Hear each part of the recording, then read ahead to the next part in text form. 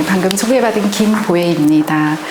저는 2016년에 인천도시농업 네트워크 회원으로 가입해서 도림 텃밭에서 텃밭 농사 지었습니다. 그때는 저 혼자 한 건 아니고요. 이제 육아 모임에서 이렇게 아이들의 활동을 뭘로 할까 하다가 텃밭 농사로 해보자고 해서 도림 텃밭에 4구자 분양받아서 엄마들이랑 같이 1년 반 정도 이제 농사 짓다가 2017년에 그 신랑이 유학을 오슬로 대학교로 가는 바람에 노르웨이 가게 됐습니다. 그렇게 해서 2021년 5월 달에 돌아왔습니다. 그러니까 지금 2024년이니까 한참이 지났는데 기억도 가물가물한데 사진도 없는데 자료도 다 날라갔는데 제가 이렇게 부족하나마 준비를 했고요. 오랜 제가 노르웨이 생활을 한 게 아니어서 저의 얘기가 이렇게 편협하게 들리지 않으셨으면 좋겠고, 나름 이제 거기서 텃밭 일하면서 경험했던 것들을 이야기해 보겠습니다.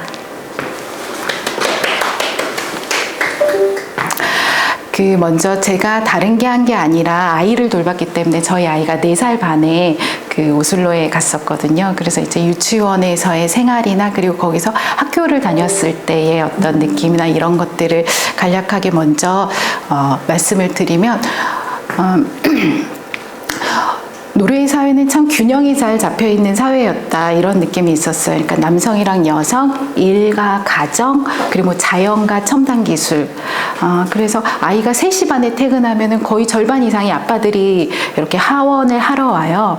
그러니까 직장이 아이들의 시스템, 학교 시스템이나 유치원 시스템에 맞춰서 이렇게 그리고 이후에는 이제 가정 생활이 보장된 이런 모습을 보고, 네, 균형이 잘 맞춰져 있다, 이런 생각이 들었고, 그리고 공공성이 굉장히 탄탄하게 확보되어 있는 나라였던 것 같아요. 그래서 제가 이제 아이를 육아를 하다 보니까 그 주말에 어린이 행사들을 많이 다녔거든요. 어린이 행사 중에 기억이 남는 거는 우리나라 이렇게 세종문화회관 같은 커다란 오페라하우스가 오슬로 시내에 있는데, 거기에 이제 배우들이 나와서 아이들 앞에서 이렇게 그냥 로비 같은 데서 공연하는 모습을 하고, 아이들도 그런 체험을 하고 뭐 전통 의상을 입어보고 뭐 이런 체험을 했었는데, 만약에 우리나라 같았으면 저런 대배우가 나와서 이렇게 막 공연을 하고 스스럼 없이 아이들과 어울리고 그런 시간을 낼 수 있을까? 왜냐하면 다 자본인데, 그러니까 이제 사람들이 길러지거나 아니면 교육도 사비를 들여서 교육하는 것이 아니라 자기가 가지고 있는 능력조차 국가에서 자기를 잘 길러주고 자기가 그런 능력을 사회에 환원하는 게 당연한 이런 어떤 관계에 있는 것 같다는 느낌을 받았거든요. 그래서 또 노르웨이에 살고 있는 친구 이야기, 좀 기억에 남는 2사람의 이야기를 들어보면은, 한 사람은 신랑이랑 같이 일하는 직원이었는데 이렇게 점심을 먹다가 그런 얘기를 하더래요. 자기는 걱정이 없다, 나한테 큰일이 생기면 국가가 나를 책임져 줄 거라고 믿기 때문에, 뭐 이런 이야기를 했다고 해서 제가 그렇구나, 또 이런 좀 남다른 느낌이 있었고, 한 번은 저랑 이제 가깝게 지내던 한국인 친구였는데, 거기서 정착해서 사는 간호사 친구였는데, 노르웨이 사회는 평균을 높이려고 노력하는 사회다. 그러니까 이렇게 잘하는 엘리트나 이렇게 지원하는 것이 아니라 조금 더 평균 이하의 계층의 지원을 더 많이 늘려서 평균을 높이려고 하는 사회다. 이런 얘기로 자기 노르웨이 사회에 살고 있는 것에 대한 어떤 안정감, 이런 거를 표현했을 때, 이런 공공성이라는 게 이렇게 시민들한테, 네, 삶에 대한 행복이 이제 그런 안정감에서 오는 거니까, 안전하다는 거, 내가 보호받을 수 있다라는 신뢰에서 오는 거니까, 이런 생각이 들더라고요. 그리고 하나의 또 코드는 다양성인데, 제가 듣기로는 노르웨이 사회는 인근 격차가 굉장히 적은 나라로 알고 있어요. 그냥 한 20년 전에 그 오슬로 대학교에 지금 한국학 아니고, 제가 정확히 기억이 안 나는데, 예전에는 한국학이었는데 지금은 아마 명칭이 학과가 바뀌었을 거예요. 박노자 교수님이 처음에 노르웨이 오슬로 대학에 정착하시면서 썼던 책을 보면은, 뭐 청소부가 대학 교수보다 더 높은 임금을 받고 있고, 버스 기사가 대학 교수보다 더 높은 임금을 받고 있다, 뭐 이런 얘기가 있었잖아요. 그것을 지금은 조금 더 자본화되어 있긴 한데, 임금 격차가 이렇게 크지 않은 나라인 거죠. 임금 격차가 크지 않고 직업 의식이 평등하고 그러다 보니 교육으로 넘어와서도 아이들에게 다양한 교육 활동이 확보가 되는 거예요. 우리는 성공해야 되는, 그래서 이제 학업으로만 아이들을 이렇게 끌어가는 게 있다면 노르웨이 사회는 누구나 다 어떤 직업을 가져도 뭐 평등한 의식과 그리고 임금에서의 차이가 많지 않기 때문에 당연히 교육에서도 다양한 활동이 보장되고 어느 하나로 치우치지 않았던 것 같은 이런 생각이 들었고, 그리고 하나는 더 이제 아이가 유치원에 다녔을 때 일인데, 그 왜 소수자를 위한 그 프라이드 주간이 있잖아요. 뭐 성소수자라든가 아니면 뭐 민족 소수자라든가 언어 소수자라든가 이렇게 소수자를 위한 프라이드 기간에 보면 이제 뭐 큰 세계적으로 큰 축제도 하고 우리나라에서도 시위도 하고 그러는데, 노르웨이 같은 경우는 모든 정당이 나와서 일주일 동안 자기네 정책 설명회를 하고 막 이래요. 그래서 저도 이제 첫 해에 아이 그런 일이 있을 때 잠깐 시내에 나가봤는데, 그때 유치원에서 아이 뭐 다른 이런 특별한 행사가 없었어요. 근데 두 번째 해에는 프라이드 주간에 일주일 동안 뭐 무지개 깃발도 유치원 앞에 걸어놓고, 크게 그 상징하는 깃발도 걸어놓고, 그리고 뭐 무지개 컵케이크도 만들고 뭐 이런 다양한 활동들을 하더라고요. 그래서 그때는 그냥 저도 이제 아이가 외국인이고 하다 보니까 그런 얘기를 이제 막 할 쯤이었는데, 엄마 나는 왜 뭐 머리가 까매? 엄마 나 이름을 조금 더 여기 아이들처럼 갖고 싶어. 뭐 엘리자베스 아다 뭐 해가지고 자기 이름을 막 칠판에다가 뭐 이렇게 스펠링을 막 쓰고 이러면서 자기가 뭔가 다른 친구들과 다르다는 거를 아이가 조금 그 아이들처럼 하고 싶다라는 이런 생각이 아이가 들던 참이었고, 저한테 그런 얘기를 하던데, 그 프라이드 주간의 기간이 끝나고는 아이가 또 그런 얘기를 하는 거예요. 엄마 우리는 다 다르대. 엄마도 다르고 나도 다르고 아빠도 다르대. 뭐 이런 얘기를 하는 거예요. 그리고 나서도 이제 한참을 더 지나서 학기가 다 끝나갈 쯤에 이제 알게 됐는데, 그 해에 엄마가 둘이 나이가 들어왔던 거예요. 네, 그래서 유치원에서는 그 아이를 배려해서 프라이드 기간에 이제 서로 다름과 다른 문화를 가지고 있는 가정과 이런 것들을 소개했던 것 같아요. 그걸 직접적으로 아이들한테 이렇게 얘기한 건지는 제가 알 수는 없지만, 일종의 그것이 계기가 되어서 그 아이가 그런 문화에서 뭔가 차별적인 그런 감수성을 갖지 않도록 배려하는 유치원의 뭐 이런 거였던 것 같아요. 그래서 근데 유치원만 그런 게 아니라 초등학교도 무지개 깃발이 엄청 크게, 네, 거의 한 달 가까이 걸려 있어요. 그래서 제가 지나가면서 이제 이후에 저희 아이가 그 학교를 다니게 됐는데, 굉장히 좋은 학교고 역사도 100년은 넘은 학교고, 워낙 동네가 오슬로 대학 근처에 있는 동네라서 좀 살기가 좋은 동네라는 평이 있는데, 이제 그런 학교에 있는 초등학교, 그런 동네에 있는 학교에서도 뭐 당연히 그것을 일종의 문화로다가 인식하는, 네, 그런 모습을 보면서 노르웨이 사회가 그렇게 상충될 수 있는 가치들을 뭔가 균형점을 잘 찾아가고, 그것을 일종의 사회의 공동의 시스템망으로 다 구축하려고 하고, 그리고 거기서 이제 사람들의 생활은 다양성이라는 이름으로 존중받았던 것 같다. 저는 이제 지내면서 그런 생각을 해봤습니다. 그 오슬로 대학 부설 유치원을 다녔는데, 여기는 직원이 다니는 유치원이에요. 근데 오슬로 대학 안에는 학부생이랑 석사 과정생까지 다닐 수 있는 어린이집이 또 따로 있어요. 그리고 기숙사 내에도 어린이집이 있어요. 그러니까 학업을 하면서 육아를 해야 되는 학생들은 다 보장을 받고 그 안에 아이를 맡기고 학교를 갈 수 있고, 그리고 실제로 또 유모차를 끌고 수업에 들어가고 또 밖에다 유모차를 내놓는 모습도 봤고, 친구들이 와서 이렇게 아이를 돌봐주기도 하고, 그런 모습이 있었어요.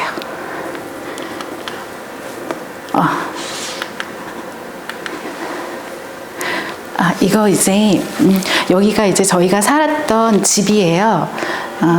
본래 이런 주택은 그렇게 선호하는 주택은 아니에요, 오슬로에서. 그리고 워낙 또 작고 한 사람이 살아야 되는 이런 이제 범위가 이 사람들한테는 중요하고 이게 있는데, 저희는 조금 작은 데 살았는데, 여기에는 성인 장애인 자립생활을 하는 홈들이 각각 개별적으로 홈들이 몇 채가 있었어요. 그래서 이제 상주하는 활동지원사가 같이 있으면서 이렇게 활동을 같이 하고, 여기 아래 보면 초록색으로 보면 이제 키위라는 마트인데, 노르웨이는 많이 있는 마트예요. 거기서 일도 하고 성인 장애인들이 이렇게 했던 다세대 주택이고, 여기가 이제 아이가 다니는, 오른편에 있는 사진이 아이가 다닌 그 유치원이에요. 이제 유치원은 이렇게 되고 앞에 이제 정원이 있고, 아이들의 생활은 굉장히 단조로워요. 내내 노는 거거든요. 오전에 안에서 놀았으면 오후에는 밖에서 놀고, 오후에 밖에서 노는 애들은 오전에 안에서 놀고, 이렇게 생활을 하고, 1세부터 3세까지가 한 반, 3세부터 6세까지가 한 반, 이렇게 해서 한 18명이 아이들이 있으면서 한 4명 정도의 교사들이 케어를 하고 있어요. 슈퍼바이저 1명, 그 다음에 교사 자격증을 가진 사람 1명, 2명의 보조교사. 근데 보조교사가 수업도 해요. 왜냐하면 슈퍼바이저가 보고 슈퍼바이저의 이렇게 관리 하에 이렇게 아이들을 돌보고 있습니다.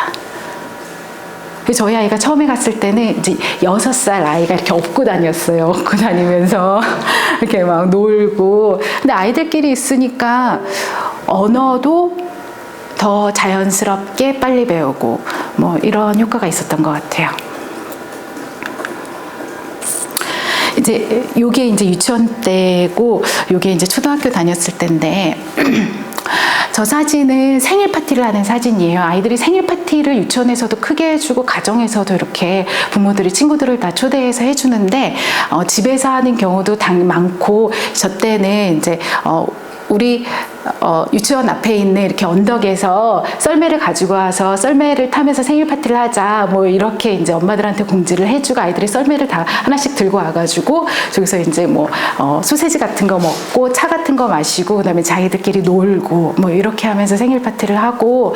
그리고 좀 독특한 거는, 부모가 유치원 교사한테 우리 생일 파티를 우리 집에서 할 건데 아이들 데리고 뭐 평일에 올래? 그러면은 유치원 교사가 아이들을 데리고 인솔을 내서 버스 타고 이렇게 그 생일 파티 하는 집으로 가요. 그리고 뭐 엄마 올 사람들은 엄마도 와도 돼. 그래서 저도 이제 조금 친한 친구여가지고 저도 가서 한번 생일 파티를 이렇게 집에서 하는 거를 같이 해봤는데, 네, 뭐 정원에서 뭐 이렇게 보물찾기 같은 것도 아이들끼리 이렇게 하게 엄마가 준비해 놓고, 네, 이렇게 하더라고요. 저는 따로 아이 생일 파티를 해보진 않았는데, 이제 같은 달에 있는 엄마가 같이 하자고 자기네 집에서, 그래서 저는 그냥 묻어서 이렇게 생일 파티 아이를 해준 적이 있고. 이거는 이제 동네 스키 클럽인데, 동네 스키 클럽인데 100년이 된 스키 클럽이에요. 그러니까 할아버지에서 아버지에서 아들까지. 그래서 자원봉사로 오는 친구들이, 중고등학생 친구들이 자원봉사로 오더라고요. 네, 그렇게 해서 이제 노르웨이는 이렇게 슬로프를 타고 내려오는 스키보다는 이렇게 동네나 아니면 숲속이나 아니면 산맥이나 이렇게 타는 크로스컨트리라는, 그냥 이렇게 걸어 다니면서, 이렇게 보통 스키는 딱 장착돼가지고 스키 부츠랑 스키 이 플레이트랑 이렇게 딱 붙는데, 그 크로스컨트리 스케이트는 뒤에가 이렇게 떨어지거든요. 그래서 걷거나 달리거나 이렇게 본인이 이런 식으로 조금 다른 방식으로. 근데 이거를 아이가, 네, 제가 이제 미리 가르쳤거든요. 왜냐하면은, 가르쳤다? 그러니까 이제 겨울에 유치원에서 마지막 그 해에 스키를 타러 일주일에 한 번씩 가는 걸 알고 제가 그 전에부터 가르쳤는데, 왜냐하면 노르웨이 아이들은 다 스키를 잘 타는 줄 알고 태어날 때부터 스키를 발에 차고 태어난다고 하잖아요. 그래서 안 되겠다. 우리는 스키도 잘 못하는데 얘네 좀 시켜야겠다 싶어서 제가 1년 먼저 했는데, 봤더니 노르웨이 아이들도 아니야, 우린 잘 못하는데 얘 지금 처음이야, 뭐 이렇게 하기도 하더라고요. 근데 뭐 일반적으로 많이 타기는 하지만, 네, 그렇게 해서 동네에 있는 스키 클럽입니다. 린쉬라고.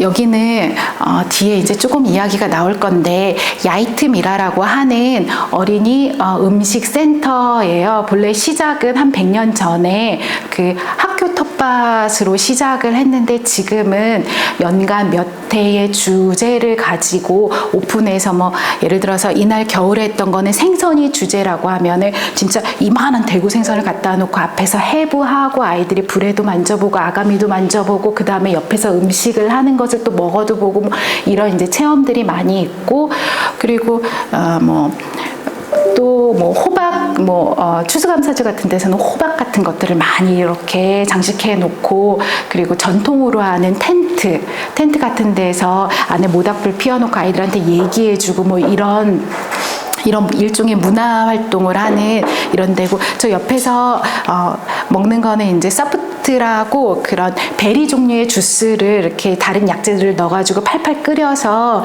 이거 이렇게 겨울에 많이 먹는데 이렇게 해서 네, 준비를 해서 지금 냉쇼 같은 네 그런 거예요. 근데 알코올이 안 들어간 네 맞아요. 그런 거예요. 네. 야이트 미라에서 있었던 행사고 저 여기 야이트 미라에서 2번 자원봉사 했었거든요. 근데 말을 잘 못하니까 그냥 이렇게 피자 만드는데 옆에 서가지고 같이 보조로 이렇게 해봤던 이 앞에 사진이 제가 야이트 미라에서 여기가 이제 야이트 미라에서 제가 자원봉사했던 아이랑 같이 그 사진입니다. 여기 이거 뭐냐면 이렇게 다리 올려놓고 길게 막대기로 걷는 놀이 할 수 있는 네, 이런 거였어요.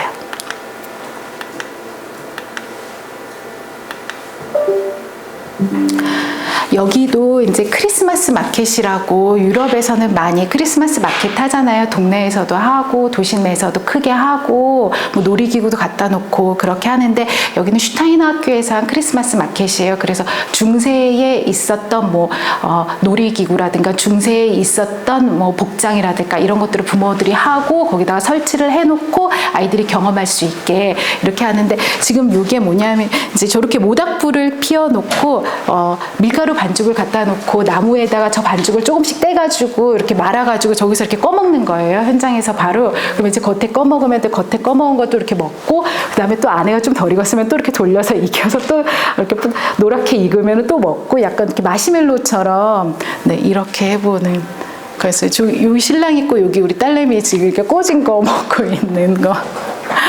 네.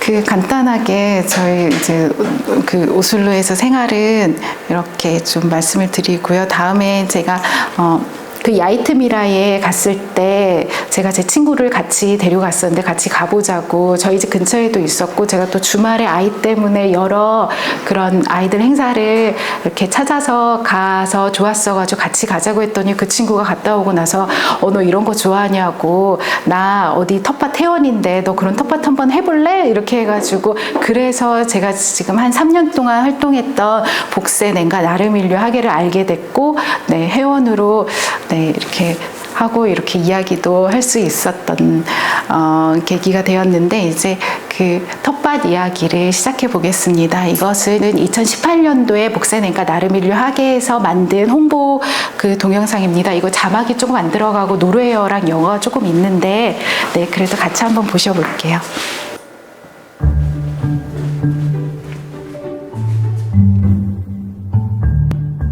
Helt øverst i Hovseterdalen mellom Røa og Holmenkollen har en ubrukt tomt på 8 mål blitt omgjort til en levende nærmiljøhage. Ugressåkeren bak Voksen kirke er blitt til en grønn oase fylt med grønnsaker, blomster, frukt og bær, og folk i alle aldre. Ja, vi skal selge forskjellige grønnsaker og så andre ting. De ser skikkelig bra ut. Ja, skikkelig. Superbra. Superbra. Historisk sett har det vært drevet jordbruk på området i over 1000 år. Her er det fin rosenkål. Voksenenga er stolt av å bringe tradisjonen videre i et urbant format, etter økologiske prinsipper. Det er en veldig fin ting å være. Man møter masse hyggelige folk fra mange steder i verden til og med. Spiser masse god mat, og så kan man jo høste mat selv når man kommer i sesongen. I felleshagen dyrker andelshavere, skoleelever og ungdom på sommerjobb over 40 forskjellige sorter grønnsaker, urter, frukt og bær. Det er veldig fint, da. Noe for enhver smak. Den var litt liten. I hjertet av nærmiljøhagen ligger tunet, med redskapsbod, drivhus, hønsehus, bålplass og utekjøkken. Her samles folk flere ganger i uka til aktiviteter og felles måltider. Du bare tuller, ikke sant? Familieklubben er en viktig del av aktivitetsprogrammet i nærmiljøhagen. Familier med barn i alderen 1–12 år samles ukentlig for å oppleve naturen, dyrke og lage middag sammen. Det er mye grønnsaker. Matlaging har skapt en unik sosial arena og nye vennskap. Deltagelse i felleshagen passer perfekt for familier og de som bare vil dyrke uten ansvaret med å ha egen parsell. Jeg er fornøyd med fangsten. Veldig fornøyd. Svært pose. I bytte mot arbeidet i åkeren får man en del av avlingen når det høstes inn. Det gir en unik mulighet til å følge maten fra jord til bord. Samtidig treffer man masse hyggelige folk og får koblet av fra hverdagens stress og mas. I like coming to the garden and focusing on one task and being not distracted by anything else, you know. I've been set the task of cutting down the bean plants, but protecting the nitrogen pockets in the soil. It's very simple. We don't have a lot of things that are that simple in life, so. Voksenenga har 60 parseller på 25 kvadratmeter hver, som leies ut til entusiaster fra nærmiljøet. Nå skal vi se om det er blitt noe søtpotet, som er den første søtpotetplanten jeg noen gang har hatt. Her kan hver enkelt parselldyrker forme sitt eget lille paradis. Det er veldig spennende. Å, se hva vi finner! Men det er den rareste søtpotet jeg har sett. Se! Vil du se? En hel familie har søtpotet. Er ikke de rare søtpoteter? Rosa. Altså rosa. Jeg er enda mer. Enda mer nede i dypet. Og den ene planten. Naturen, altså. Hæ? En plante, og så får du alt dette her. Vi er fornøyd. High five. High five. Øker butikker i dag fra 12 til 3. Hele 20 nasjonaliteter er representert blant parselldyrkerne i hagen. Er det tung? Det er litt forskjellig. Her deles kunnskap og erfaringer. Noen har dyrket mat i hjemlandet sitt i mange år, og har mye å lære bort. Så jeg kommer fra Eritrea. Jeg liker å jobbe med forskjellige grønnsaker. Så min pappa jobber som bonde. Derfor jeg liker å jobbe som bonde. Mens andre har lyst til å hive seg på trenden med kortreist, selvdyrka mat og jordnær rekreasjon. Og det er veldig spennende, rett og slett. Og så er det workout. Behøver ikke å gå på noe treningsstudio så lenge du har alle knebøyene og sånn her. For fortsatt å kunne være en grønn og inkluderende møteplass i bydel Vestre Aker, jobber foreningen nå for å sikre en bærekraftig og forutsigbar økonomi. Ja, det er rødbeter. Det vil jeg gjerne. Voksenenga søker samarbeidspartnere og bidragsytere med hjerte for miljø, folkehelse og matglede. Vil du være med på å videreutvikle og løfte frem Voksenenga som et åpent samlingspunkt og læringssted i bydelen? Sammen kan vi bygge et trygt og attraktivt nærmiljø og et godt sted å være. Den er litt liten, vi kan ikke selge den. 제가 노래를 잘 못하거든요. 그래서 딸내미한테 물어봤어요. 한 줄 좀 너 듣고 엄마한테 번역 좀 해달라 그랬더니 해주더라고요. 해줬는데 그 마지막에 인터뷰 나온 사람이 이제 파닐라라고 이 복센엔가 나르밀리오 하계를 시작한 리더입니다. 네, 리더고 2017년 8월에 시작이 되었고 이니셔티브라고 좀 이렇게 프로젝트인데 장기 프로젝트이면서 그리고 선도적인 이런 내용을 가지고 하는 이런 걸로다가 정부의 지원을 받고 이렇게 시작을 했다고 합니다. 이렇게 본인의 프로젝트로. 이 복센엔가는 여기 지역이 복센엔가라는 지역이고 나르밀류 하계가 이제 친환경적인 하계는 이제 텃밭, 정원 이런 의미가 있어서 이름이 복센엔가 나르밀류 하계고 2017년 8월에 시작을 해가지고 지금까지도 이게 운영이 되고 있고 제가 듣기로는 본래 3년간 정부 지원금이 있었고 이후에는 자생적으로 운영이 돼야 된다고 해서 아마 시에서 이런 도시농업을 지원하는 데에 계속 이렇게 뭔가를 요청하고 이런 거를 이렇게 계속 논의했던 것 같아요. 그러니까 저도 2018년에 자원봉사로 일단은 시작했다가 2019년서부터는 이제 회원제로다가 돌아오기까지 했었는데 보통 노르웨이는 날이 춥고 그리고 일조량이 많지 않잖아요. 그리고 여름에는 뭐 한 12시까지 해가 있고 이런 배가 현상이 있지만 대체로 작물이 잘 자라기에는 토양도 그렇고 좀 적절하지 않은 점이 있는데 그래서 여기 텃밭도 4월부터 10월까지 활동을 합니다. 면적은 대략 이제 10,000평 정도가 되고요. 본래 이 땅은 이 복센엔가 옆에 있는 교회의 부지라고 합니다. 교회 부지고 시가 관리하고 있고 교회가 5년 시작할 때는 5년 동안 5년 이후에는 공동묘지로 사용하기로 했었는데 이제 아직 이제 7년이 넘어가는데도 지금 사용을 하고 있는 것 같고 그리고 이 10,000평 가운데 뭐 한 3분의 1은 개인 텃밭, 62개의 상자 텃밭이 있는 거고 나머지 이제 3분의 1은 공동체 텃밭으로다가 이렇게 운영이 되어 있고 그리고 나머지 이제 절반이 공동에 이렇게 뭐 휴식 공간이라든가 뭐 주방 공동 주방도 해놓고 그리고 뭐 창고도 있고 뭐 같이 사용하는 이런 농기구 자재 그런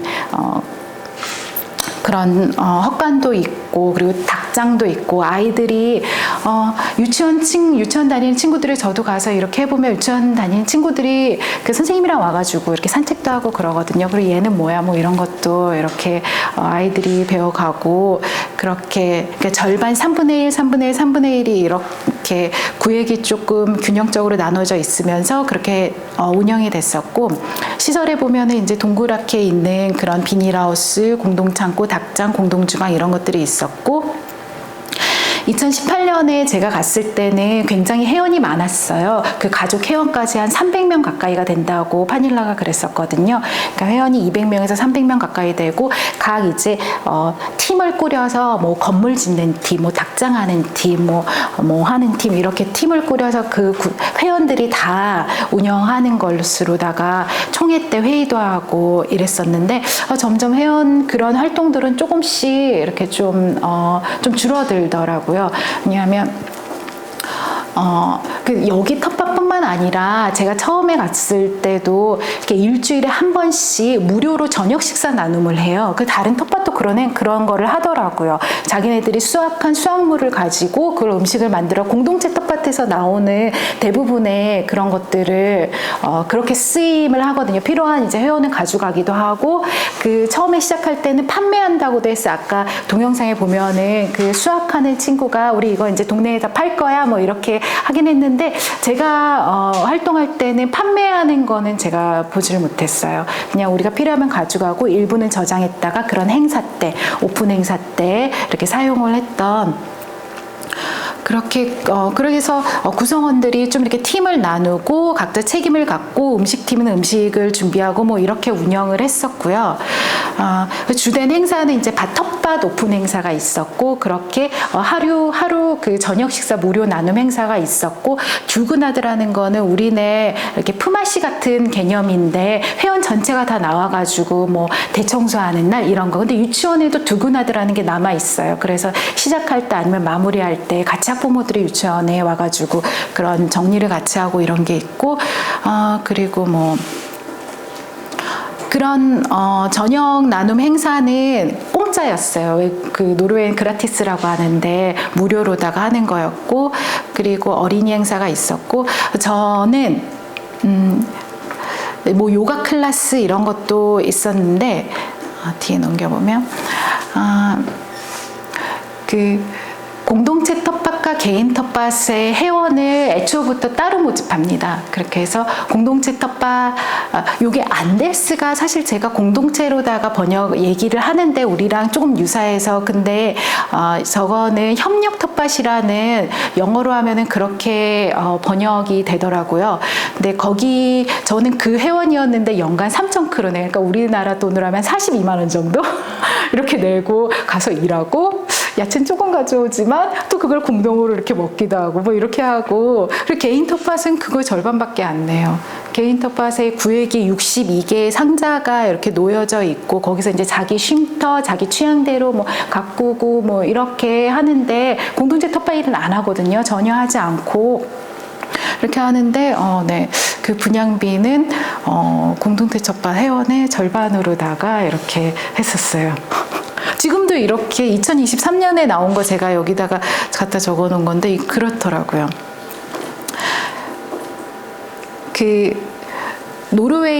노르웨이에 여기가 정부가 지원을 하기는 하지만 오콜로기스크라는 이런 시민단체에 가입한 텃밭이고 시민단체에서 관리하는 이런 텃밭 소속 텃밭이거든요. 그래서 오콜로기스크라는 앞에 보시면 여기가 이제 오콜로기스크 노르게라고 해가지고 오슬로에 이런 형태의 텃밭이 이렇게 5군데가 있고 근데 특별한 관리를 받진 않았어요. 제가 있을 때도 그냥 한 번 정도 우리는 유기농법으로다가 농사를 짓는 걸 지향하고 뭐 이런 이제 거시적인 이런 교양 강좌 같은 거 한 번 정도 있었고 나머지는 다 자체로 거기 구성원들끼리 이렇게 꾸려나가고 운영을 했던 경험이 있습니다. 그래서 여기 오콜로기스크 한번 제가 들어가 볼까요? 이게 그 오콜로기스크 네. 여기가 이제 노르웨이의 국가가 이렇게 길다랗게 있는 거고 오슬로가 여기쯤 있거든요. 그러면 여기다가 오슬로를 이렇게 딱 넣으면 오슬로 텃밭 5군데가 딱 나오는데 네, 여기가 제가 아까 오슬로를 쳤고 여기 이렇게 검색된 오슬로에 있는 5개의 텃밭.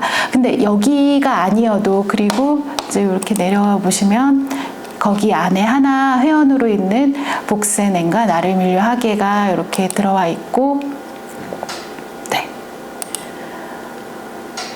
이제 여기 들어가면 요거에 대한 복센엔가에 대한 설명이 있고요. 근데 여기에 회원 텃밭이 아닌 오슬로에는 그 도시 텃밭으로 유명한 텃밭 하나가 또 있어요. 여기는 완전 도심에 있는 텃밭인데 루사테르라는 텃밭이에요.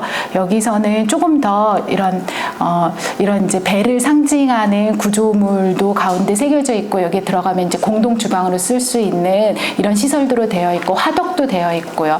여기는 좀 더 문화 공간으로서의 이런 활동을 많이 하더라고요. 저도 여기서 한번 하는 데를 가봤는데 뭐 시위도 같이 이렇게 하고 그리고 도시를 한 바퀴 돌고 들어와 가지고는 여기 안에서 도시에 무엇이 부재했던가 우리는 도시농업으로 무엇을 가치를 창출해야 되나 뭐 이런 의미를 가지고 시내를 한 바퀴 돌고 들어와 가지고는 어떤 뭐 행위예술을 한다든가 아니면 뭐 퍼포먼스를 한다든가 뭐 이렇게 약간 문화 공간으로 하고 그리고 여기는 선전을 더 많이 했던 것 같아요. 네. 이렇게 여기 내부가 이런 이제 주방 공간처럼 이렇게 있고. 네.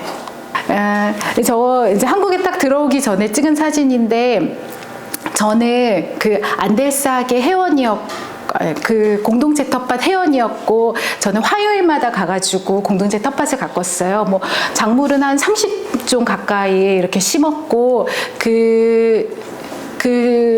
이제 열심히 그날의 리더 역할을 해주셨던 분이 이제 여기 안넬리사라는 분이었는데 특수교사였고 이제 이분이 요가를 좋아하셔가지고 저희 항상 하기 전에 요가 클래스를 이렇게 하고 이렇게 하면은 여기가 텃밭이 굉장히 넓잖아요. 10,000평 가까이 되니까 그럼 정말 하늘하고 이렇게 딱 닿아 있는 느낌을 받거든요. 그러면 이렇게 편안하게 이렇게 마음을 하지만 항상 언어가 안 되기 때문에 전 늘 긴장 상태로 하지만 뭐 같이 한 2년 가까이 밭일을 했고 그리고 점심 먹고 좀 더 일하다가 이렇게 네.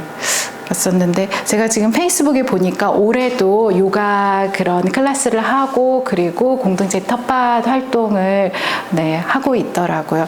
이분이 말씀하시기로는 여기 그 복세냉가 나를 위로하게는 나의 제2의 집이다 이렇게 얘기를 했어. 여기 딱 오기 전에 딱 풍경이고요. 아직 그때가 4월 말 5월 초 됐지만 아직 밭이 잘 네, 뭐 작물 이런 게 자라지 않죠. 아직 추워서 여기가 이제 저기 아이들이 놀 수 있는 중앙에 공간이고 개인 텃밭이 이렇게 있고요. 그리고 뒤에 이제 저렇게 비닐 하우스처럼 있는데 옆에 저희 공동체 텃밭이 이렇게 있고요. 공동체 텃밭은 화요일이랑 토요일 이렇게 운영이 되는데 딱히 그거를 되게 이렇게 타이트하게 가져가지 않고 그냥 일지처럼 남겨서 그날 했던 활동들을 쭉 보고 다음이 이어서 이렇게 하고 그리고 또 적어놓고 그 다음이 이어서 하고 이런 식으로 운영이 됐었어요. 사실 노르웨이의 도시 농업은 이런 형태가 익숙한 형태는 아닌 것 같아요. 우리는 제가 알기로는 이제 2017년에 기농운동본부에서 도시농업이 이렇게 처음 이야기됐던 것 같은데 노르웨이의 도시농업은 100년 전에 20세기 초에 세계대전 즈음에서 시작됐다고 합니다. 그러니까 전쟁 당시에 자급자족을 위해서 도시에다가 텃밭을 가꾸고 그리고 위생 상태나 어린이들의 환경에 필요하다라고 생각이 돼서 이런 도시 텃밭이 시작됐다고 합니다. 그건 노르웨이만이 아니라 아마 유럽 전체에 독일이나 이런 데서도 그쯤에 도시 농업이 만들어졌다고 합니다. 그래서 노르웨이도 1906년에 시작을 했고 학교 텃밭이 그래서 같이 시작을 했는데 교내의 정원 텃밭처럼 만들어지고 그 정규 수업 이후에 이런 농사를 배우는 활동을 이렇게 했다고 하고 이게 이제 스콜레 하게라고 하는데 이런 모습으로 있었고 목적은 식량 자급자족을 위해서 했었고요. 지금 노르웨이도 아까 말씀드렸던 그 야이트미라 이 앞에 보면은 엄청 넓게 그 학교 텃밭이 여전히 운영되고 있습니다. 그래서 시에서 운영을 하고 있고 정원사가 한 명이 거기서 내내 상주하면서 밭을 관리하고 있고 그리고 누구나 다 와가지고 항상 몇 시부터 9시부터 뭐 몇 시까지 열려 있어서 누구나 다 아이들과 함께 들어와서 산책하거나 산책로를 쓸 수 있고 예약을 하면은 이제 체험 활동을 할 수 있고 이렇게 운영이 여전히 되고 있는데 뭐 예전만큼은 아니라고 그렇게 자료에는 나와 있더라고요.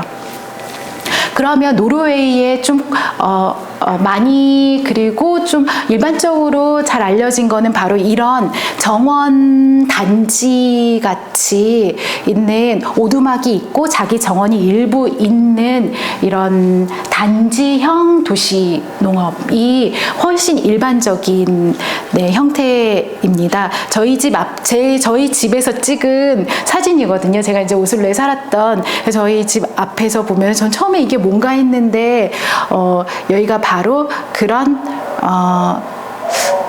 이제 정원 단지. 그래서 여기 안에는 개인 화장실이 없고요. 개인 전기가 들어오지 않고요. 이런 오두막 안에는. 하지만 사람들이 공동으로 쓰는 화장실이 있고 공동으로 쓰는 회관이 있고 공동으로 쓰는 수도는 있었던 것 같아요. 그렇게 그 안에의 시설은 굉장히 필요한 만큼만 정말 그냥 잠깐 휴가처럼 왔다가 가는. 하지만 여기에 들어가려면 한 10년은 기다려야 된대요. 그래서 저 아는 친구 그 텃밭을 소개해준 친구도 사실은 여기에 가고 싶은데 그러면 내 딸내미가 다 커버리잖아. 그래서 자기 그 텃밭을 했다고.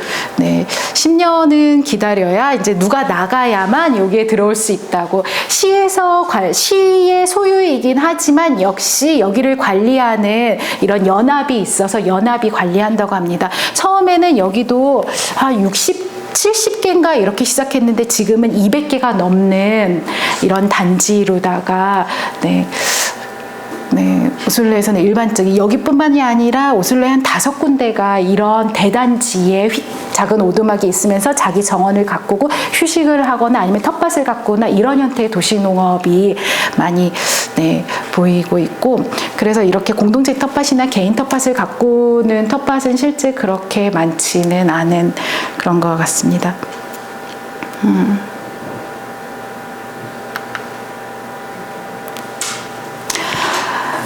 그리고 좀 특이하게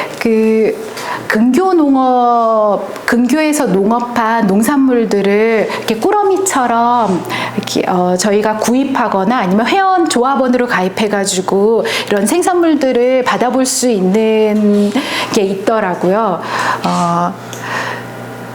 여기에 회원 텃밭은 지역사회 농업 매 회원으로 있는 그런 농가들이 도시 오슬로 근교에서 이렇게 오슬로로다가 이런 작물들을 2주에 한 번씩 이렇게 오는데 여기는 우리랑은 다른 의식이 있는 게 굉장히 이런 활동이 의식적인 활동으로다가 나 이렇게 텃밭하고 있어 나 이렇게 공동체 텃밭에서 뭐를 해 그러면 그게 뭐야 이런 게 아니라 그래 뭐 약간 이렇게 호의적인 느낌이 있어요. 여기는 어디냐면 오슬로에서 가장 큰 음식센터거든요. 마탈렌이라고 하는 음식센터인데 이렇게 꾸러미가 오는 날은 여기 가운데에 테이블에 이렇게 예약석이라고 다 편말을 달아놓고 시간이 되면 이렇게 싹 농산물이 와가지고 여기 이렇게 세팅을 해요.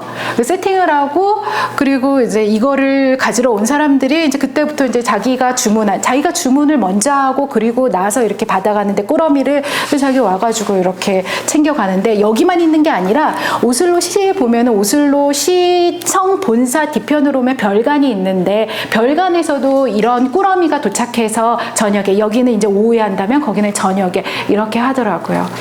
제가 한번 가봤습니다.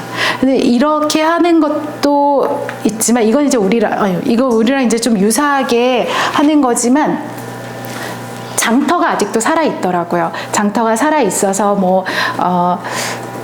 이렇게 큰 지하철역 앞에는 무슨 요일에 수요일 점심 때부터 저녁 때까지 이렇게 장이 열려서 치즈나 이렇게 살라미나 아니면 쿠키나 이렇게 그런 것들이 이렇게 장터가 여전히 이렇게 열리고 또 시민들이 거기 가서 조금 더 비싸거든요. 그리고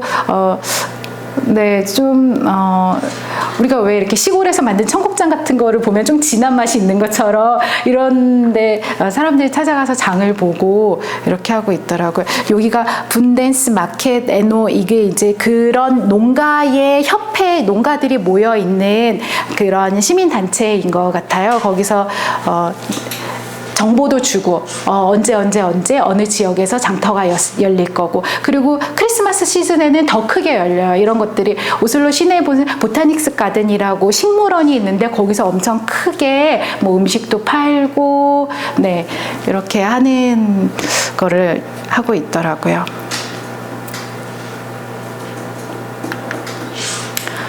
거의 끝자락에 왔는데 제가 준비한 거는 이렇게 도시농업 화면에 많은 가치를 담을 수 있잖아요. 우리가 지금 저희가 인천 도시농업 네트에서 하고 있는 다양한 책 읽기나 아니면 문화활동이나 아니면 텃밭에서 하는 영화제라든가 아니면 아이들의 활동도 도림 텃밭 같은 경우는 꽤 오랫동안 미술대회도 하고 있고 그것뿐만 아니라 미술대회 할 때는 지역 주민이나 아니면은 나의 그 지인들이나 이렇게 초대해서 텃밭을 이렇게 또 보여주기도 하고 텃밭 내에서 이런 활동들을 하는 거는 그런 자기가 먹을 음식을 재배해서 건강한 식자재로다가 좋은 음식을 만들어 먹는 또 다른 가치잖아요.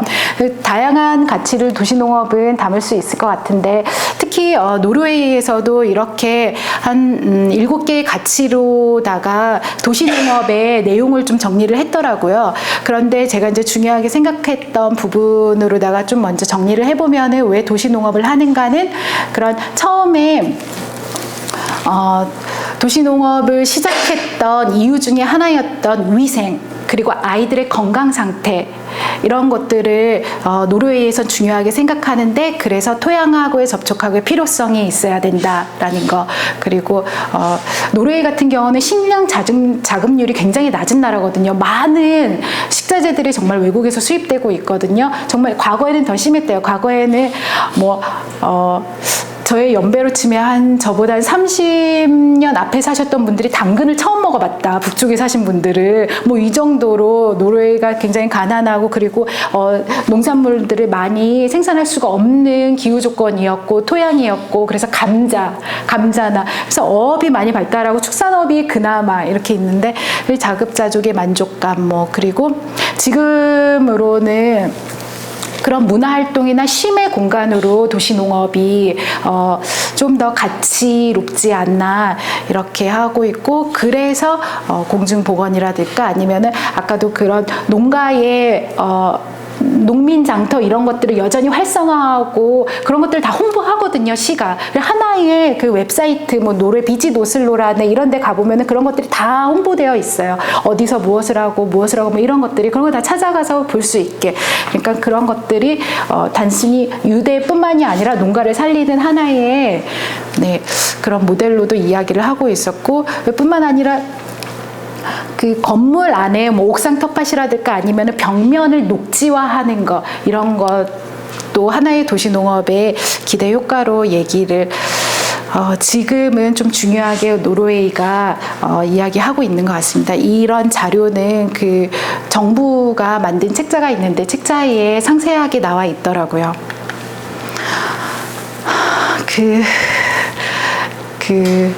너무 오래되었고 제가 내가 2018년에 텃밭을 시작했나? 2019년에 시작했나? 왜 그 계기가 생각이 잘 안 나지?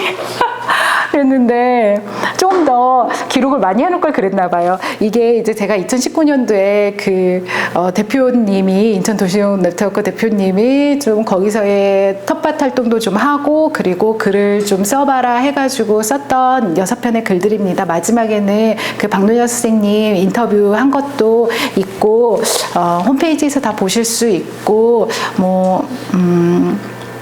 내용이 많이 나왔는데 중요하게 제가 담지 않았던 거는 이제 노슬 어디를 가도 물길이 있거든요. 그러니까 대학을 딱 나왔는데 지하철 앞에 물길이 막 흘러요. 저희 텃밭도 뒤에 보면은 텃밭에서 조금만 더 들어가면 이렇게 다 물이 계곡처럼 흐르고 있어요. 근데 그 물길을 보존하기 위해서 환경운동단체가 굉장히 많은 노력을 했다고 하더라고요. 유럽의 다른 도시들과 마찬가지로 물길을 따라서 오슬로도 도시화되었고 그 공장들이 많이 세워졌는데 실제로 그 공장들 주변에 노동박물관이라고 있어요. 노동박물관에 이제 어린이 행사가 있어서 제가 가봤더니 아이한테 생쥐 인형을 주는 거예요. 생쥐 인형이랑 낚싯대를. 그래서 그 물길에다가 낚싯대에다 생쥐 인형을 이렇게 매달아가지고 이렇게 던져보는 거였거든요. 근데 옛날에는 거기 그 물길을 따라서 공장이 즐비할 때는 생쥐들이 다 빨간색, 노란색, 파란색 이랬대요. 염색이 돼가지고. 그래서 아이들한테 그런 체험을 해보게 하면서 야, 생쥐가 물 들었니? 물 안 들었지? 지금은 물이 이렇게 깨끗한 거야. 근데 옛날에는 여기에 빨간색, 노란색, 파란색 생쥐들이 살았대. 이런 얘기를 하더라고요. 근데 지금은 그 물길을 그대로 다 살려놓고 마탈렌이라는 음식센터도 그 중에 하나의 건물에서 하고 있고요. 그리고 또 군데 주택가가 있는 곳에서는 물길을 막고 이렇게 커다랗게 수영장을 만들어 놓고 여름에는 거기서 수영도 할 수 있게 이렇게 하고 있거든요. 그래서 이제 물길에 대한 이야기도 제가 하나 써본 적이 있고, 제가 준비한 이야기는 여기까지입니다. 감사합니다. 나중에 말씀하셨던 콜로니 학계 같은 경우에는 우리가 많이 이야기하는 영국의 얼라먼트 가든이나 클라인가르텐 같은 밭인 거예요. 그러니까 근데 우리가 이제 도시농업 운동으로 지금 하고 있는 거는 아까 처음에 얘기했던 복세냉가 텃밭 같은 그런 이제 공동체 활동으로 뭔가 사회 활동과 사회 운동을 하기 위해서 만드는 활동들이 이제 막 일어나고 있는 거고. 근데 유럽은 전통적으로 보니까 파리도 그렇고 어디도 그렇고 다차도 그렇고 저렇게 도시민들이 이렇게 한 단지를 잃어갖고 거기다가 도시민들이 텃밭이나 정원을 가꾸게끔 하는 게 몇백 년 동안 되어 있는 전통이에요. 200~300년 돼. 그래서 그거는 안정적으로 있으면서 계속 하는 사람들이 계속 할 수 있으니까 신청을 해놓으면 오래 걸리는 거죠.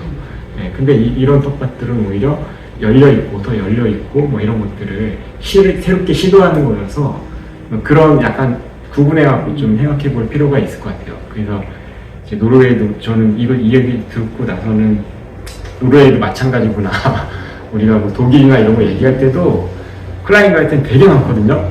근데 지금 주목받고 있는 거는 커뮤니티 가든 방식의 텃밭 활동이나 이런 것들이 사회운동과 맞물려 가면서 그런 게 오히려 이제 더 센세이션한 활동으로 이해가 되고 있고, 그게 이제 기후라든가 사회적인 여러 통합이라든가 이런 측면에서는 그런 측면을 더 많이 지원을 하거나 더 활성화되고 있는. 아이를 유모차에 태워서 밖에서 재우잖아요, 낮잠을. 걔는 신선한 공기를 굉장히 중요하게 생각하기 때문에 그래서 아이를 밖에서 낮잠을 재우는 거거든요. 그런 거랑 다 관련이 있는 것 같아요. 걔는 미세먼지는 굉장히 오늘 제가 보기에는 오늘 굉장히 청량한데 근데 오늘 미세먼지가 높대 그러면서 딱 깨끗한 공기, 깨끗한 물도 저희 딸내미 물 잘 안 먹거든요. 한국에 와서 물도 화장실에서 그냥 떠먹어요. 물도 그냥 길 가다가 이렇게 도서관 같은 데서 화장실에 가서 이렇게 떠서 먹고 그렇게 하거든요. 깨끗한 물, 이거가 되게 중요한 가치. 도시건 시골이건 그런 것 같아요. 그런 휘대에 대한 열망이 모든 국민에게 있고, 박명수님 말로는 그 중산층 이하의 휘대를 가지지 못한 사람들이 그런 얼라이먼트 가든이라고 휘대가 있는 작은 정원, 나의 휴식처를 한다고 하더라고요. 그 복세냉간을 2017년 이제 8월에 시작했고, 그 한 명의 파닐라라는 리더가 모든 사람들을 위해서 하나의 공간을 만들고 싶다라는 자기의 포부를 가지고 자기가 프로젝트를 시해내고 이렇게 해서 시작을 했다고 제가 들었어요. 네. 그래서 3년 동안 시의 지원이 있었고, 그리고 아까 이제 그런 이제 공동체 텃밭을 어떻게 운영해, 가드너가 있어요. 사실은 한 명의 한 명이나 두 명의 고용하는. 근데 늘은 아니었던 것 같고, 이제 파닐라 같은 경우는 이제 수시로 와서 있었던 것 같은데, 저 할 때는 이런 공동체 텃밭 활동을 하는 날 그 친구가 와서 이제 약간 주도하는 어떤 작물들을 리더랑 파닐라랑 이렇게 상의해서 올해는 무슨 작물을 뭐를 20몇 개를 심을 건데 시기는 언제쯤 심으면 될 것 같고 뭐 차례차례 이렇게 진행하면 되고, 이제 그런 것들을 이렇게 하는 가드너가 있었어요. 그 아까 동영상에도 처음에 그렇게 나오는데 제가 번역한 게 아니라 딸내미한테 물어봤더니 쓸모없는 땅을 생명이 자라는 텃밭으로 만들고 있습니다. 뭐 이렇게 얘기를 하더라고요. 그러니까 이제 그런 공동묘지로 내정되어 있는 텃밭이지만 한동안은 계획이 없이 묶여있는 땅들을 이제 그런 프로젝트를 써서 그런 공동체 텃밭을 운영해보는 이런 사업을, 그리고 시가 연말이 되면은 이렇게 공개 설명회를 해요. 저도 설명회를 한번 가봤는데, 그러면은 이제 올해 도시농업의 예산이 얼마고 그 예산을 어떻게 신청할 건지, 얼마를 요구할 건지를 할 수 있는 이런 설명회를 해요. 그러면은 그때 제가 2019년도에 한번 갔을 때는 개인이랑 어떤 단체랑 해가지고 한 50여 그런 집단이 신청을 하고, 저도 저희 이제 이런 얘기가 오고 갔을 때 그 한국에서 노르웨이 오슬로의 도시농업의 이런 연계와 배움을 위해서 한번 신청을 하려고 한다. 그래서 신청을 냈는데 전화가 온 거예요. 너 이거 네가 예전부터 하고 있었던 거야? 아니, 나 이제 올해 한번 해보려고 너가 그냥 뚝 끊더라고요.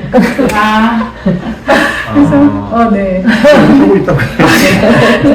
또 그래서 또 근데 다른 그 오슬로 도시농업 이런 단체에서 제가 이제 방문을 해서 자료를 찾고 이제 그러려고 한번 방문했더니 너무 좋아하면서 너가 브릿지 역할을 좀 해줬으면 좋겠다 이런 얘기. 그러니까 자기네도 이제 도시 농업에 대한 열망이나 교류나 이런 것들이 있는 것 같았어요. 여름 휴가 기간에 한 달은 7월 한 달은 거의 모든 사회가 거의 이렇게 텅 빈 것처럼 휴가를 떠나는데, 아까 그 이렇게 파 이렇게 뜯었던 그 남성 있잖아요. 그 사람이 보면은 이렇게 소메르 가드너라고 나와요. 소메르송 가드너라고 나와 있거든요. 그러니까 그러니까 여름 휴가철에 이제 그렇게 고용돼서 밭일을 관리하는 그런 사람들이 다 떠나니까 빈밭을 또 고용을 하는군요. 네, 그럴 때 그렇게 밑에 이렇게 적혀 있었는데 네, 그렇게 하고 그럴 때 이제 어린이들 행사를 하더라고요. 근데 이주민이 많았어요. 네, 휴가철에 휴가를 그래서 영상에서 거의 휴가철 네. 그래서 이주민. 그런 것 같아요. 그래서 똑똑한 이주민의 가주성을 가지고 있었죠. 가장 저희 신랑이 가장 행복한 나라에서 우리는 왜 가장 불행하게 살고 있는 거지? 텃밭 안에 사무실이나 이런 거는 없었어요. 그 옆에 있는 교회에서 총회를 하고 교회에서 뭐 음식 나눔도 하기도 하고 교회에서 회의하고 네. 교회 공간을 네, 많이 오픈했던 것 같아요. 근데 여전히 그런 누가 책임질 건데 이런 얘기가 오고 가긴 하더라고요. 그거 하면 누가 책임질 건데 뭐 이런. 그 아까 마지막 그 동영상에 이렇게 영어로 막 했던 친구 있잖아요. 나 뭐 작은 밭에 오면은 너무 좋고 하나에 뭐 집중할 수 있어서 뭐 이런 얘기를 이제 그 친구가 요리사였거든요. 그래서 뭐 행사 때마다 이렇게 요리가 진짜 요리처럼 막 이렇게 되어 나오고 그 친구가 다 준비하는 건데 그 친구가 그런 얘기를 하더라고요. 책임지는 사람이 없는 게 우리의 문제다. 대표가 하나의 리더고요. 그리고 그 친구는 3년 동안 월급을 받았던 것 같아요. 그래서 3년 후에는 나는 이제 다른 직장을 가져야 될 것 같아. 더 이상 시가 우리를 지원 못 해준대. 뭐 이렇게 해서 다른 직장을 가져서 하고 리더가 바뀌었거든요. 그 리더는 자원봉사였어요. 그리고 그 리더는 다른 직업이 있었고. 그런데 그룹별로 제가 거기까지는 운영에 뭐 참여하지를 않아가지고 모르겠는데 되게 그룹별로 리더가 있었던 것 같지는 않아요. 그냥 소통하는 정도의 책임? 그거를 막 어떻게든 끝까지 책임져야 되고 뭐 이런 거보다는 뭐 그랬던 것 같고 거기서 조금 이제 자기의 자원이 있는 친구들이 뭐 이렇게 건물 같은 거 짓는 거를 주도를 한다거나 뭐 퇴비밥 만드는 거를 뭐 주도를 한다거나 뭐 이렇게 운영됐던 것 같아요. 농민센터는 부수가 짝 있어요, 선생님. 네, 그 장면이 이제 그 협동조합, 그러니까 근교에서 내가 조합원으로 있는 사람들이 이제 그 주에 받을 것들을 이렇게 신청하고 꾸러미를 주는 그런 장면. 사실 이런 방식이 푸드 어셈블리 방식이라고 해서 그 정기적인 날짜에 품목이 그냥 쭉 오면 배달이 되면 그 장소에 가서 회원들이 가져가는 거예요. 그게 이제 미국이나 이런 데 되게 많이 하는 방식 중에 하나예요. 거점에 갖다 놓으면 가져가는 방식. 따뜻한 음식을 먹는 거에 되게 나 오늘 딸내미가 와가지고 스파게티를 점심에 해줬어 뭐 이렇게 따뜻한 음식을 먹는 거에 되게 특별하다고 생각해요. 왜냐하면 우리 딸이 스웨덴에 살았거든. 근데 스웨덴 사람들은 점심을 집에 와서 먹는데요. 그 아이들도 다 집에 와서 먹고 집에 와서 이렇게 해서 먹고 그래서 그 안넬리사가 딸내미가 바이올리니스트인데 스웨덴에 살다가 여름 휴가인가 뭐 어땐가 이렇게 왔어요. 근데 우리 딸내미가 어제 뭐 점심에 스파게티를 해줬어 뭐 이런 식으로. 그게 네. 독일 친구가 얘기하는데 우리 엄마가 요리했어 오늘. 그러면은 요리가 뭐냐면 이렇게 도마 같은 넓다란 이런 데다가 이렇게 플레이트 같은 데다가 햄 종류 3개, 치즈 종류 4개, 뭐 오이, 뭐 포도, 몇 알 이런 거 되게 우리 엄마가 요리를 해서 이렇게 내놨다면서 이야 그렇죠. 우리에 대한 이게 생각이 식당에서 먹는 거 그리고 그 노동력을 되게 높이 사고 요리를 진짜 안 한대요. 도시락도 맨날 똑같아요. 그거 폴락이라고 하는데 이렇게 빵 위에 올려 먹는 것들을 이렇게 매일 바꿔서 싸주면 되는 거야. 이렇게 캔 같은 거 막 넣어주거든요. 학교 도시락 햄버거를 해요. 뭐. 돼지가 느낀 거 막 이렇게 캔 하나 넣어주면 이제 그런 게 가지고 유치원 때도 다 유치원, 초등학교 다 도시락을 싸갖고 가요. 아 그래요? 네. 급식이 없어요? 급식 없어요. 근데 방과 후에는 주기는 하더라고요. 피자 한 조각 뭐 이런 식으로 간식. 오늘이 다 그래요? 먹는 건 우리가 쓰지. 엄마 우리 한국에 얼마나 식단을 그치, 얘네들이 이렇게 노르웨이가 동네 문화가 되게 잘 돼 있어요. 동네 식구.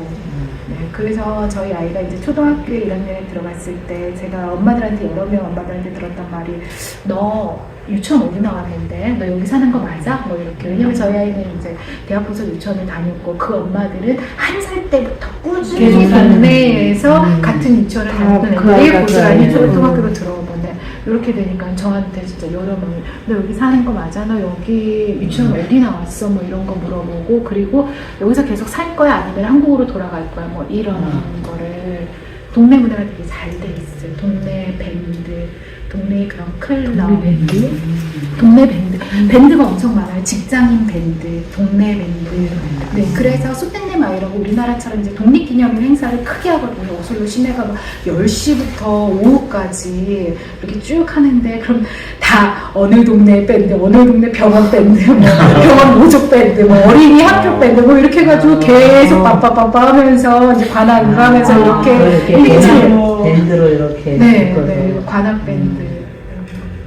그러니까 필요한 만큼만 가져가요. 그 필요한 만큼, 네, 뭐 그날 이렇게 수학 시기가 또 다르잖아요, 우리 장로들이. 그러면 이제 필요한 만큼 가져가고 남겼다가 그런 행사 있을 때 쓰고 이렇게 하더라고요. 가져가는 걸 그러면 회원가입만 하면 일을 안 해도 가져갈 수 있어요? 가져가더라고요. 그런 네, 가져가더라고요. 체크를 안 하고. 네, 그런 했냐 안 했냐 체크는 이런 네, 그렇게 야박하게는 안 했던 것 같아요. 그냥 가져가더라고요. 글쎄요, 기본적으로 정부의 지원금을 좀 많이 요청하고 안정적으로 운영할 수 있게 가치를 잡고 홍보하는 게 필요할 것 같아요. 근데 사실 운영은 제가 봤을 때는 크게 다르진 않는 것 같아요. 그런 뭐 음식 나눔을 하는 거, 그리고 뭐 행사를 이렇게 여는 거, 그리고 뭐 오픈을 하는 거, 우리도 다 그런 행사들을 기획하고 우리에 맞게 이렇게 하고 있잖아요. 근데 그런 운영에 항상 좀 이렇게 누구한 어떤 책임지는 사람이 늘 좀 부담이 되고 뭐 이런 부분이 항상 있는 거잖아요. 이런 단체 활동에 있어서. 근데 이제 그런 거를 좀 극복하려면 공부가 좀 더 되면 좋겠다 그런 생각이 좀 들긴 들어요. 그런 가치에 우리가 동의를 하면 이제 나의 행위가 좀 더 기여하는 바에 개인적으로 만족을 하면 우리가 그런 게 원동력이 돼서 좀 더 적극성이 발현되는 거니까 좀 어렵더라도 내가 지금 하고 있는 그리고 내가 지금 해야 되는 일들이 좋은 일이다, 기여할 수 있는 일이다. 이제 회원들 간에 이러한 의식들이 좀 생기면은 좀 더 그런 운영이 수월하지 않을까 그런 생각이 좀 들긴 해요. 오슬로 시내도 되게 조그만하거든요. 오슬로 시내도 다 조그만한데 이렇게 여기가 궁전이 이렇게 있으면 궁전도 누가 그랬는데 빌라인 줄 알았대요. 진짜 이렇게 왕이 있는 거죠. 왕이, 네. 왕이 있는 날은 깃발이 이렇게 왕깃발이 있고 왕족 깃발이 없고 없는 날은 이렇게 뭐 없다 이렇게 그런데 이렇게 있으면 여기 하나의 길이 있고 이쪽이 이제 바닷가, 네, 여기 궁궐을 중심으로 이렇게 있고 여기가 중앙역이 있어요. 그리고 이쪽이 이제 바닷가고 여기 이제 오슬로 시청이 있고 그걸 띵띵 하면서 이렇게 두 개의 빨간색 벽돌로 되어 있는 오슬로 상징이 있는 오슬로 시청이 있고 그다음에 여기가 스톤팅엔이라고 국회가 있어요. 이렇게 그럼 국회 앞에 보면은 크리스마스 마켓도 하고 겨울에는 스케이트장도 만들고 뭐 이런 공간이 있거든요. 여기에 정책 부스가 쫙 서더라고요. 그런 오슬로 주간에. 네. 그래서 보수당, 노동당 할 거 없이 다 나와서 자기네들의 정책을 홍보하고 네. 네. 그 노르웨이는 60년간 노동당이 집권하고 그리고 저희가 갔을 때 이제 보수당이 이제 집권을 했었고 저희가 올쯤에 다시 노동당이 집권당으로다가 이렇게 교체됐다고 하더라고요. 네. 근데 사실상 그렇게 큰 그렇게 차이는 없대요. 뭐 보수당이나 회의당이 진짜 보수. 오른편당 이렇게 하거든요. 아르바이트가 이제 노동당의 이름이고 다 나와서 여기서 이제 그거 홍보하고 네, 이렇게 하는 모습. 수업을 일률적으로 나가지 않거든요. 잘하는 애는 더 자료 많이 줘서 이렇게 막 나가고 못하는 애는 그냥 못하는 애도 또 속도에 맞게 또 이렇게 걷지도 하고, 네, 그렇게 하거든요. 애가 막 이렇게 있다가 뒤에 또 이렇게 그런 빈백 같은 게 있으면 가서 이렇게 누워서 좀 있다가 오고 막 이런 게 정말 자유롭거든요. 그냥 우리가 알고 있는 그 모습이 그대로 교실에 있는 것 같더라고요. 걔는 그리고 알파벳도 정말 일주일에 하나씩 나가요, 선생님. A 하나 일주일. 애가 학교를 거의 한 달을 남겨두고 이제 1학년에 마치기 한 달을 남겨두고 여기로다가 한국에 왔는데 알파벳 다 못 배우고 왔잖아. 1학년에 알파벳을 다 못 배웠어요. 그리고 자연에 가서 활동하는 것도 나무 위에 진짜 막 2m 된 나무를 그냥 막 올라왔다 내려왔다 하면서 노니까 그런 게 그냥 정말 그렇게 살아요, 걔네들은. 좀 재밌는 건 저희 집 가까이에도 호수가 있었거든요. 좀 올라가면 그러면 여자 친구들이 겨울에 혼자 배낭을 메고 산에 자러 들어가요. 하룻밤씩. 그 숲에서 하룻밤을 자고 모닥불을 피워서 차를 마시고 데워서 차를 마시고 이렇게 내려오는 거죠. 이야기로 듣고 싶어서 왔기 때문에 그냥 편안하게 잘 들었습니다. 좋았습니다. 네. 우리 애들도 그렇게 좀 자랐으면 좋겠는데 그렇게 못 자라서 사춘기를 보내고 있구나. 그때는 많이 힘들었는데 참 조용한 나라였구나. 네, 조용하고 특별히 해로울 게 없는 나라였구나라는 생각이 들어요. 사람들은 자전거를 타고 일상적으로 다니는 게 가능하고 젊은 사람들이 이렇게 차를 가지려고 하지 않고